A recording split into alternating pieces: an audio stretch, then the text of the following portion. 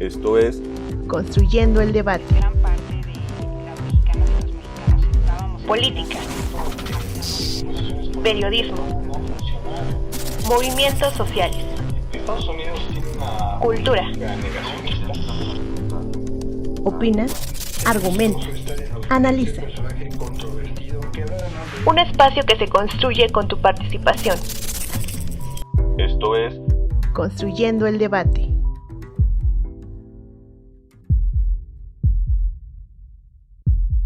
Los sistemas de reconocimiento facial son una tecnología del campo de la inteligencia artificial que permite identificar a una persona analizando las características biométricas de su rostro. En una fase inicial se utilizaban modelos geométricos simples, pero actualmente el análisis está ligado a sofisticados procesos matemáticos y algoritmos de coincidencia. Estos consiguen medir la forma y las estructuras únicas de los rostros. El reconocimiento facial en espacios públicos permite mediante cámaras detectar, rastrear e identificar amenazas para prevenirlas o actuar rápido en el caso de que sucedan. No solo se utilizan para evitar grandes acontecimientos, también un sistema de reconocimiento facial puede fungir como paso de verificación de un empleado o cliente. Uno de los primeros usos amplios del reconocimiento facial fue en el Departamento de Vehículos Motorizados en Virginia Oeste y Nuevo México, Estados Unidos, a finales de los años 90. Dicha tecnología se usó para evitar que individuos cometieran fraude de identidad. Los sistemas de reconocimiento facial son especialmente útiles en temas de seguridad. Una de sus aplicaciones más valiosas es la localización de personas desaparecidas. Según la ONG local Bachpan Bachpao Andolan, solo en la India desaparecen unos 500,000 niños cada año. Para encontrarlos se necesita una cantidad de recursos muy elevada que el país no dispone. Por este motivo, el Ministerio de Desarrollo de la Mujer y el Niño creó TrackChild, una enorme base de datos a nivel nacional con fotografías de los menores desaparecidos que cuentan con un software de reconocimiento facial. Los resultados que ha dado el uso de este sistema para la búsqueda son miles de identificaciones positivas.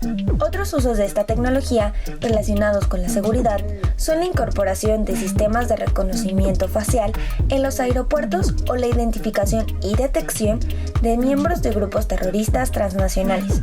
Así como el reconocimiento facial comúnmente se usa como medida de seguridad, se necesitan medidas de seguridad para los sistemas y algoritmos. Se maneja información tan sensible que si cayera en manos equivocadas podría ser muy grave. El algoritmo tiene que ser continuamente estudiado y actualizado, y lo más importante es que tiene que trabajar en conjunto con medidas de ciberseguridad y encriptación para evitar accesos no deseados. Con información de Carles Basteiro Bertolini, Neos Martínez y Alestra, mi nombre es Fernanda Soto y estás escuchando Construyendo el Debate.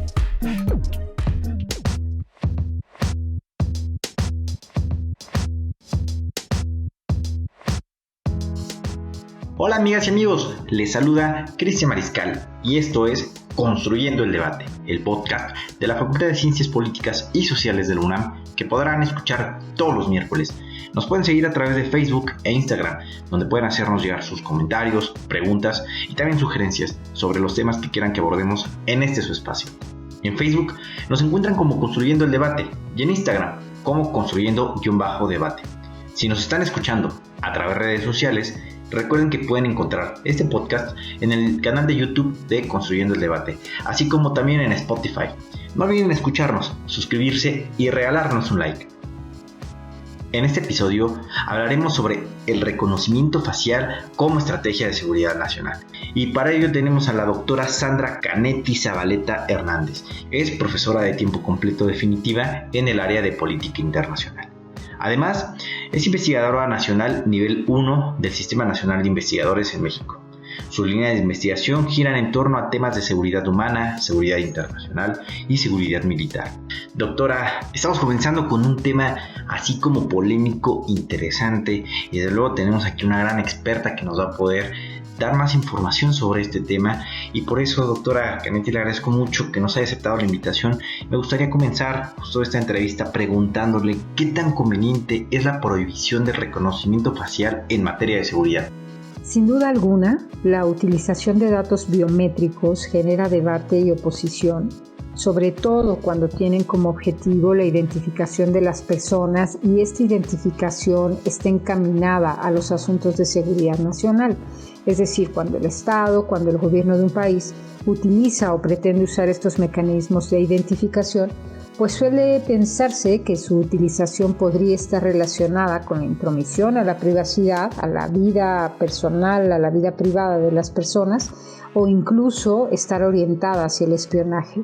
Lo que, dicho sea de paso, podría provenir no solo de un ente gubernamental o estatal, sino de otros actores privados como agencias de seguridad privada, alguna entidad bancaria o financiera o alguna corporación tecnológica o en materia de comunicaciones. Si bien ahora justamente hay un debate importante al respecto en nuestro país, cierto es que la recopilación de información biométrica ya se lleva a cabo en México y en gran parte del mundo. Uno de los usos más comunes en este sentido es, por ejemplo, a través del reconocimiento de voz o del reconocimiento facial en varios dispositivos, por ejemplo, a través de los teléfonos inteligentes.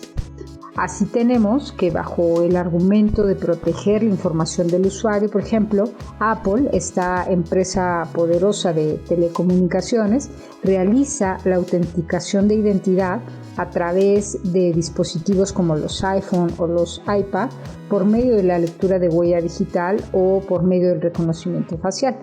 Esta empresa de telecomunicaciones afirma de hecho en su página que la precisión en la identificación biométrica a través del reconocimiento del rostro en sus dispositivos es altamente eficaz porque se analizan más de 30,000 puntos en la cara, creando una especie de mapa facial, lo que arroja una identificación altísima, hablando de eficacia, de la persona.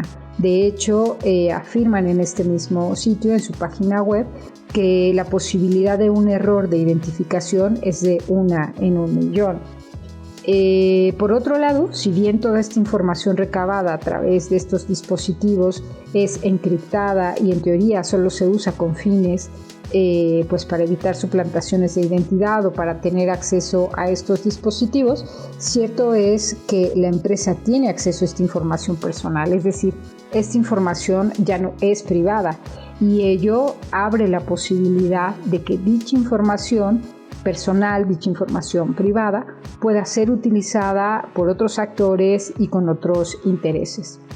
Según el diario El País, por ejemplo, en 2015, la Oficina de Gestión Personal de Estados Unidos sufrió el robo de 5.6 millones de huellas digitales de sus empleados, datos biométricos que en teoría estaban resguardados y que solo serían utilizados con fines de la corporación, de la institución.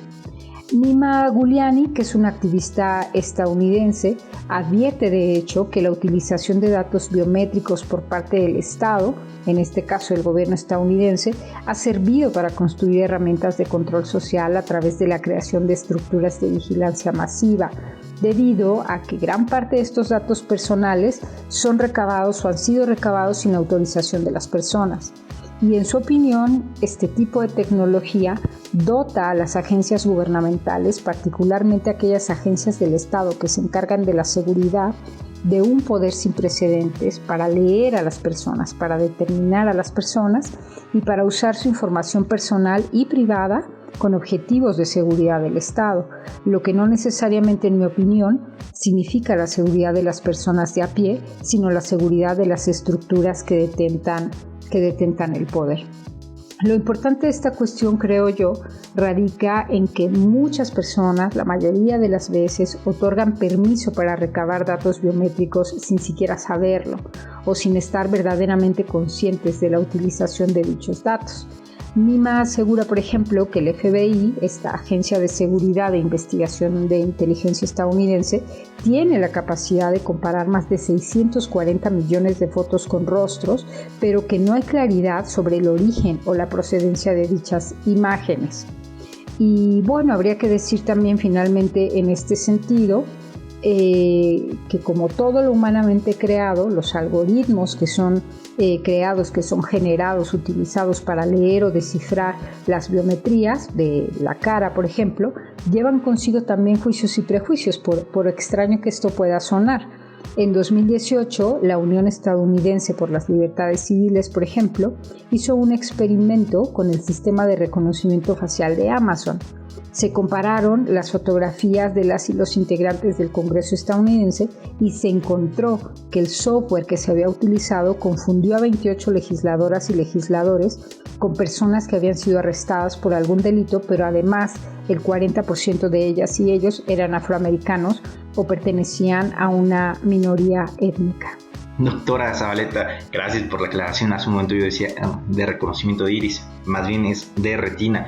Pero claro, sorprendente lo que usted nos acaba de comentar, cómo cada vez podemos hacer más identificable a un ser humano, a una persona, que ya no solamente con nuestras huellas o justo algunos rasgos faciales, sino que hasta nuestro código genético, el tipo de sangre, como nos decía, pero aún más ya ahora hasta con el comportamiento, digamos, corporal que nos hace únicos, que nos hace identificables en este sentido. Pero ¿con qué fines? También me parece que esto es lo que ya debemos ir evolucionando en estos avances tecnológicos, pero que debemos ir cuidando cada elemento de, pues, justo nuestra individualidad, me parece. Y es en ese momento que llegamos con esta situación al caso de México. Doctora Zabaleta, qué gran respuesta nos acaba de brindar, agradezco mucho porque precisamente nos da una primera introducción respecto a la importancia del debate que hoy en día debe tener justamente la regulación de cómo se puede resguardar toda esta información tan sensible, tan personal, que nos hace identificables pues de forma única, como desde nuestra huella digital hasta desde luego nuestros rasgos faciales. Y pues viene mucha más información por ahí, también lo del iris, ¿no?, que algunos celulares también lo tienen. Y claro, como bien menciona, pues esto ya ha sido un debate de pues también la venta de estos datos sensibles, los datos que algunas aplicaciones se han ido apoderando sin que nosotros nos demos cuenta, y que hoy en día pues precisamente en México está este debate, ¿no?, que el Estado también se apropie de esta información. ¿Con qué fines? Como usted lo señala, ¿no?, hablando de seguridad nacional, pero ¿qué tanto eso se puede traducir en seguridad para el ciudadano de a pie? Gracias por su respuesta, que ha sido bastante puntual y amplia. Y con esta misma línea me gustaría saber, preguntarle cuáles serían las múltiples funciones del reconocimiento facial y datos biométricos dentro de la seguridad nacional en este caso. Para dar respuesta a esta pregunta, valdría la pena comenzar hablando de la biometría, de su clasificación y, por supuesto, de sus usos o de sus funciones. La biometría es una medida o un método que se basa en fenómenos biológicos, es decir, es un mecanismo de identificación basado en las características físicas de las personas, por ejemplo, a través de la lectura de huellas dactilares, a través del escaneo de retina o a través, por ejemplo, del reconocimiento facial o del reconocimiento de voz, y tiene como propósito precisamente la identificación de las personas. Podemos hablar básicamente de tres tipos de biometría. La primera de ellas, que es la más común, la biometría de la morfología, es, como su nombre lo indica, una medida o una medición que se basa en las características del cuerpo humano, por ejemplo, huellas dactilares, reconocimiento del rostro, el escaneo de los ojos, el reconocimiento de voz. Este tipo de biometría es la más común, o al menos la que más se conoce en utilizaciones básicas, como en pasaporte, aeropuertos, banca, etc. La segunda clasificación es la biometría biológica, que se basa en las características genético-moleculares del ser humano, por ejemplo, las características que posee la sangre o del ADN. Y finalmente la biometría del comportamiento, que aunque podría ser la menos común o la que menos se conoce en términos generales, resulta muy interesante porque se basa precisamente en patrones conductuales o en comportamientos humanos sociales, es decir, que a través, por ejemplo, de la forma en la que hablamos, comemos, caminamos, etc., se puede identificar a las personas. Ahora bien, ¿por qué si la biometría tiene diversos usos, se utiliza tanto en las cuestiones de seguridad? básicamente por su alto nivel de precisión. Pues a diferencia, por ejemplo, de contraseñas bancarias, de candados en cierta información, de bases de datos comunes y corrientes, la identidad biométrica de las personas es única, es irrepetible y por lo tanto, en teoría, la suplantación y o el robo de identidad es casi imposible. Sin embargo, habría que decir que al ser una tecnología hecha por seres humanos no está exenta de errores. Ya se han mencionado varios casos que están documentados de clonación de huellas dactilares, por ejemplo. Por eso me gustaría consultarle. En nuestro país estamos actualmente en la discusión del registro biométrico de los dispositivos celulares. Además, ya las aplicaciones bancarias están solicitando conocer la geolocalización de sus usuarios. También fue de lo recientemente aprobado. ¿Usted cómo ve esto? ¿Lo ve a favor de la seguridad del país o cree que correspondan a otros intereses que pues no sabemos tampoco muy bien cuáles? ¿Y qué tan pronto considera usted que estaremos viendo el uso del reconocimiento facial en espacios públicos en México, como ya sucede en algunos otros países? Bueno, como ya hemos mencionado, la utilización de la biometría no está exenta de debate o desacuerdos, particularmente porque implica para muchos un debate ético que tiene que ver directamente con la privacidad de la vida personal o con la privacidad de asuntos o de información personal. En México esto no ha sido una excepción, y es que si consideramos que es delicado o lo delicado que puede ser la recabación y la utilización de datos personales a través de la biometría por parte del Estado, del gobierno o incluso de una empresa privada como la banca, ello resulta sumamente inquietante si tomamos en cuenta que nuestro país es el número 8 a nivel mundial en robo de identidad. Si bien, como decíamos anteriormente, quienes utilizan la biometría aseguran el alto grado de seguridad y resguardo de los datos, también mencionamos que la tecnología no es perfecta y puede tener errores. De hecho, en nuestro país fue precisamente el robo de identidad en las instituciones financieras lo que llevó a los bancos a la validación de datos de clientes y usuarios por medio del uso de datos biométricos.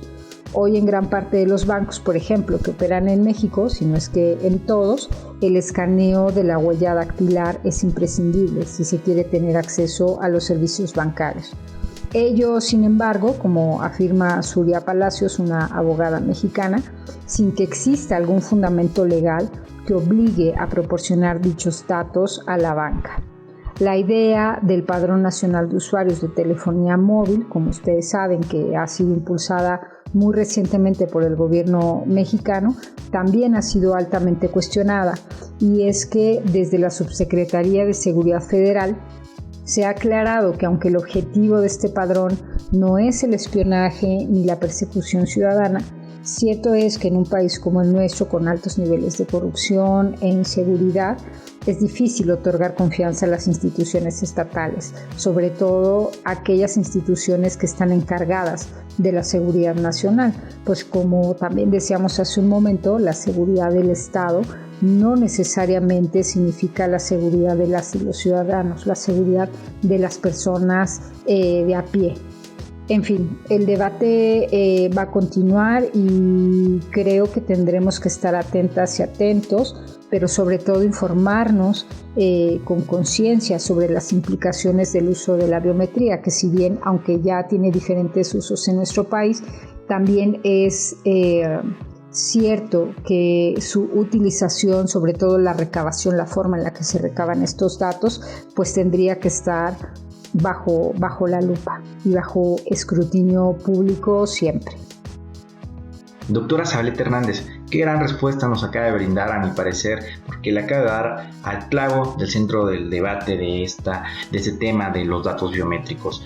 Justamente comenzando por qué tanto podemos confiar y qué confianza hay en las instituciones mexicanas con toda la historia o antecedentes que hay respecto a cómo pueden darle fin o uso a estos datos, y también, desde luego, hablar de las empresas privadas. Y de aquí me parece que podemos considerar 3 preguntas básicas. ¿Con qué finalidad están reuniendo estos datos? ¿Cómo es que en principio van a protegerlos con toda esta sensibilidad que usted ya nos plantea y los riesgos que hay? Y desde luego, ¿qué fin le van a dar a esto? ¿O cómo para qué están reuniendo todo esto que nos hace tan identificables. Pero me gustaría preguntarle, además de los datos biométricos, pues en un caso de seguridad nacional, ¿cuáles consideraría usted que sería otro sistema digital de seguridad nacional eficiente?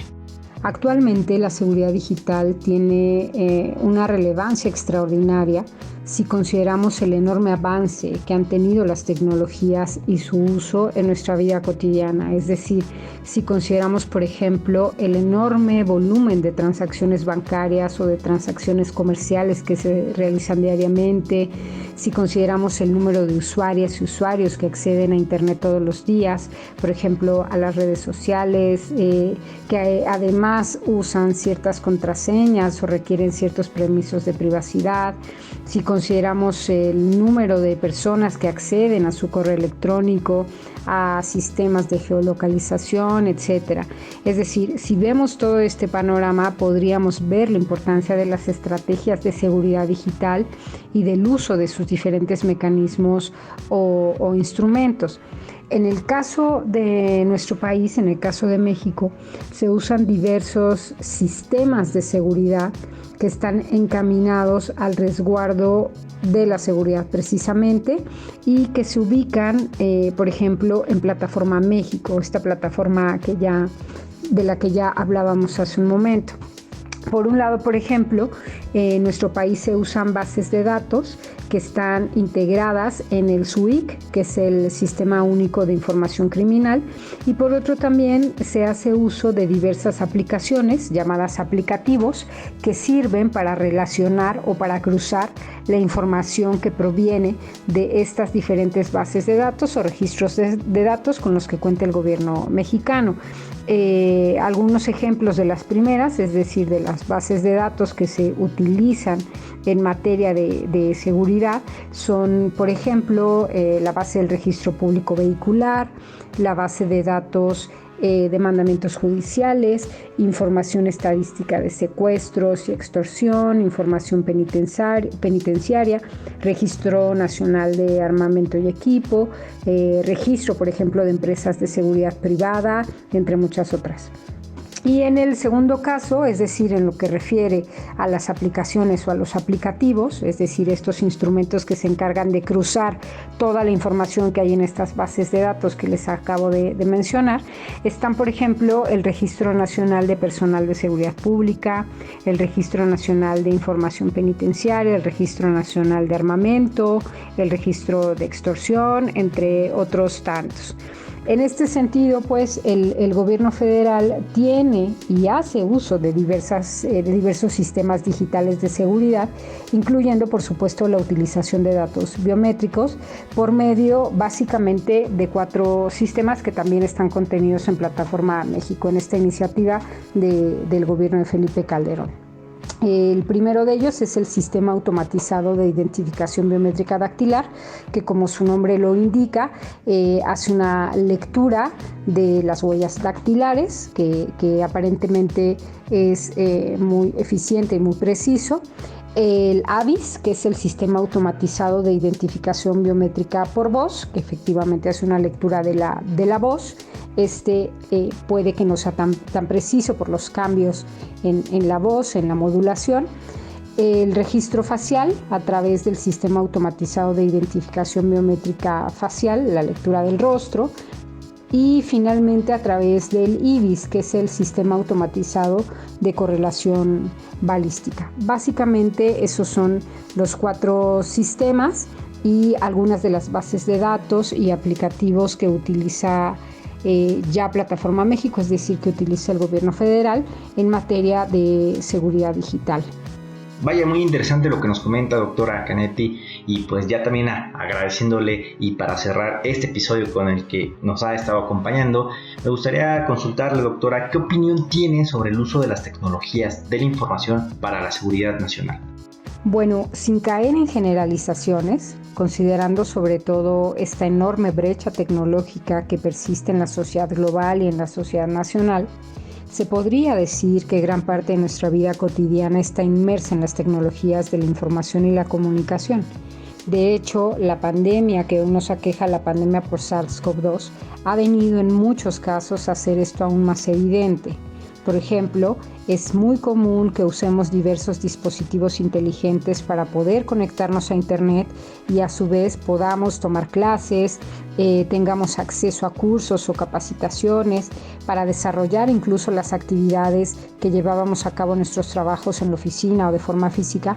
Hoy necesitamos estos dispositivos, hacemos uso de estos dispositivos y de la conexión a Internet, por ejemplo, para el ocio, para buscar diferentes tipos de información, para acceder a cuentas bancarias, a redes sociales, a ubicaciones geográficas, en fin, tramitar la propia licencia de conducir, tramitar la credencial de lector, obtener un pasaporte, por ejemplo, requiere de toda una infraestructura de tecnologías de la información y comunicación.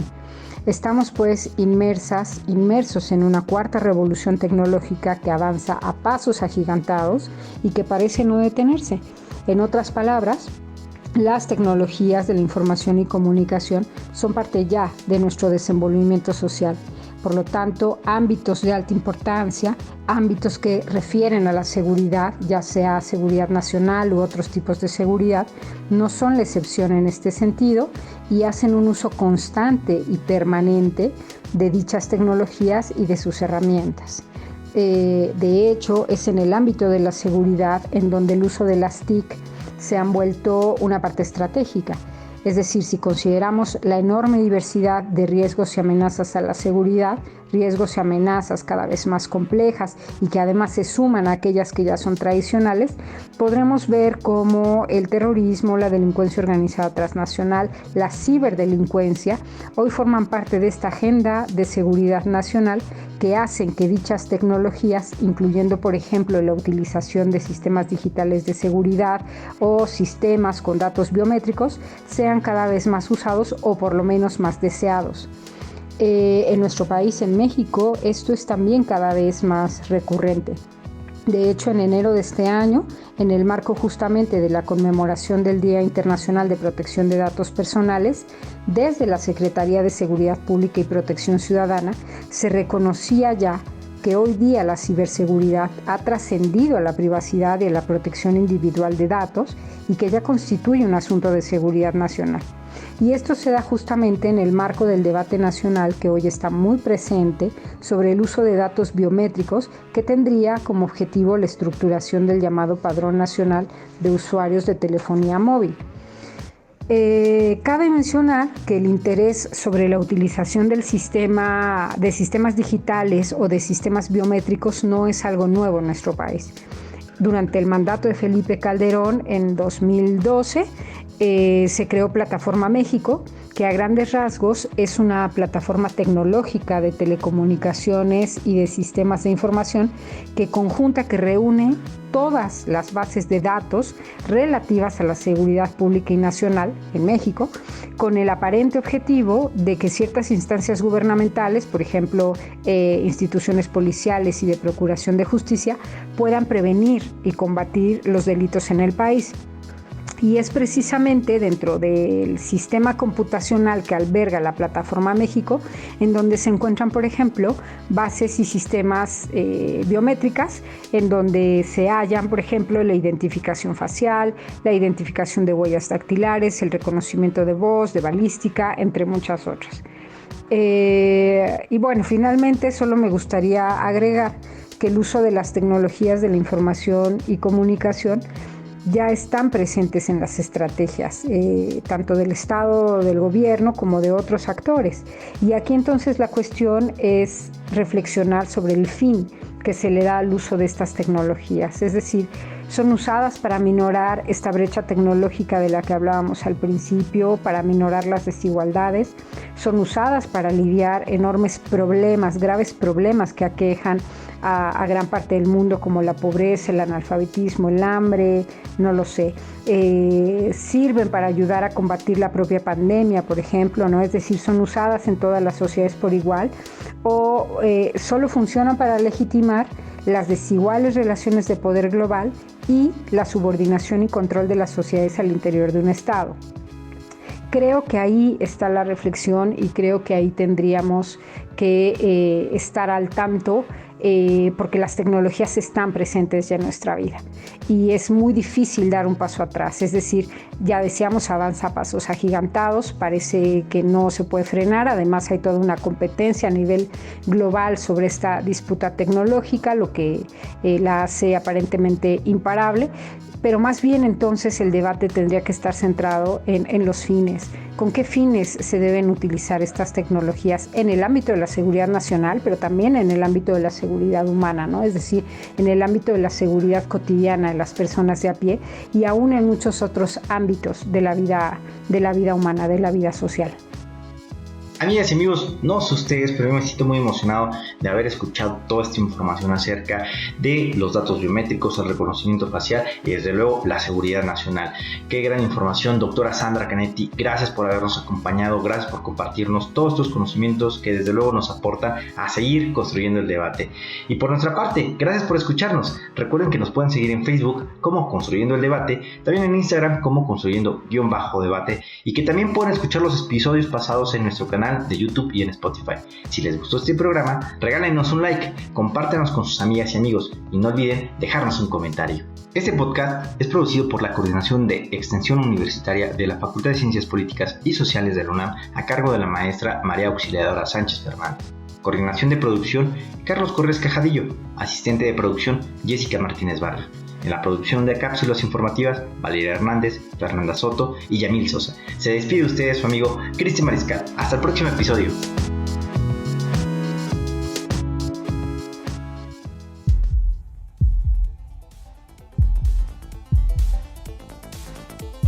Esto fue Construyendo el Debate. Pues gran parte de la mexicana Política. estábamos esperando esto hacia Periodismo. Movimientos sociales. Estados Unidos tiene una política Cultura. Opina, argumenta, analiza. Un espacio que se construye con tu participación. Esto fue Construyendo el Debate.